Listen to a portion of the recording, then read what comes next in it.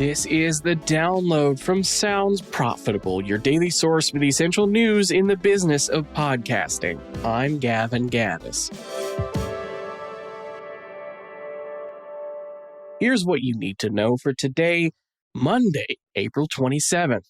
First up, iHeartMedia holds talks about a possible sale to Sirius XM. Bloomberg sources say the proposed deal would combine the country's biggest radio station owner with its biggest satellite radio service, which would represent more than $12 billion of combined annual sales and revenue. As of Friday, representatives for both iHeart and SiriusXM have declined to comment on the Bloomberg piece. Next up, S&P analysis, U.S. podcast consumption grows as industry embraces video. S&P Global Market Intelligence data shows U.S. podcast listening grew 10 percentage points from Q1 2025 to Q1 2026, with nearly 60% of online adults reporting podcast listening in the past year. A number close to Sounds Profitable is the Podcast Landscape 2025 findings, which total 68% with respondents who have consumed a podcast, audio or video, in the past year. While the Podcast Landscape encompasses video podcast respondents, while S&P's data specifies listeners, the percentage of Podcast Landscape respondents who say they are video only hovers around 8 to 9%. If you combine that with the S&P figure, the percentage brings the total in line with Podcast Landscape's audio findings on how podcasting's audience is growing. Next up, Spotify rolls out fitness and Claude integration.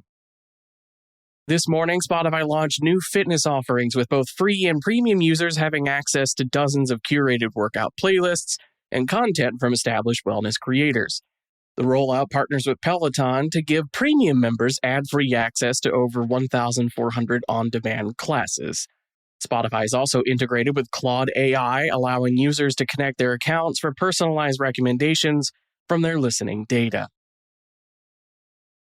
iVoox makes its TV debut with a campaign highlighting its greatest strength, an endless podcast catalog.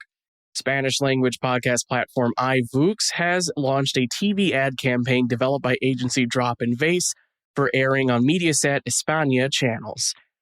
Pod News has provided an English captioned version of the ad and notes it may be the first formal TV ad for a podcast app they have seen, though Audible and TuneIn have run TV spots before.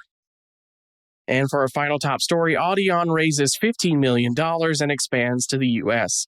The funding will support Audion's U.S. expansion, including go-to-market operations, partnerships, and product development. Over on LinkedIn, Audion co-founder and CEO Arthur Larry reflects on the three Audion pillars, audio performance, Audion AI, and the convergence of audio and video, and expresses excitement about relocating to New York City. As for the rest of the news, Variety covers this year's Peabody Award winners, including the three podcasts Divine Intervention, Scam Incorporated, and When We All Get to Heaven. Wonder Media Network co-founder and global SVP of Business Development at Acast, Shira Atkins, took to LinkedIn on Friday to discuss Divine Intervention's win. Podcast Business Journal has a new interview with headliner co-founder and CEO Neil Modi discussing the company's 8th birthday and why it started in the first place.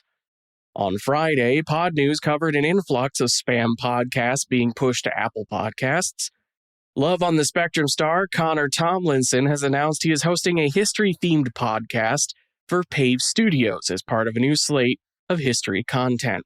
And a recent special episode of Media Roundtable shares the audio of a South by Southwest discussion titled The Guaranteed Human in an Artificial World, featuring iHeart Podcast President Will Pearson, Libsyn CEO Brendan Monahan, GoodRx VP Growth Marketing Richard Case, and Gladwell Mwangi, paid media enablement lead at Whole Foods Market.